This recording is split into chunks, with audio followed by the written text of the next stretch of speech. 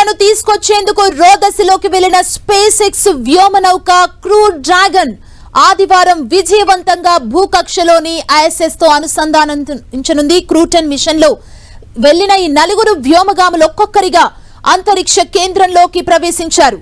దీంతో సునీత రాకకు మార్గం సుగమమైంది. ఈ మేరకు రిటర్న్ షెడ్యూల్ ని నాసా తాజాగా వెల్లడించింది. క్రూ డ్రాగన్ వ్యోమనౌక హ్యాచ్ మ్యూసివేత ప్రక్రియ అమెరికా కాలమానం ప్రకారం ఇవాళ రాత్రి 10 గంటల 45 నిమిషాలకు మొదలవుతోంది. అర్ధరాత్రి 12 గంటల 45 నిమిషాలకు అంతరిక్ష కేంద్రం నుంచి క్రూ డ్రాగన్ వ్యోమనౌక అన్డాకింగ్ ప్రక్రియ ప్రారంభమవుతోంది. ఈ స్పేస్ షిప్ విజయవంతంగా విడిపోయిన తర్వాత మంగళవారం సాయంత్రం 4 గంటల 45 నిమిషాలకు వ్యోమనౌక భూమికి తిరుగు పయనమవుతోంది. సాయంత్రం 5 గంటల 11 నిమిషాలకు భూకక్షల్ని దాటుకొని కిందకొస్తుంది.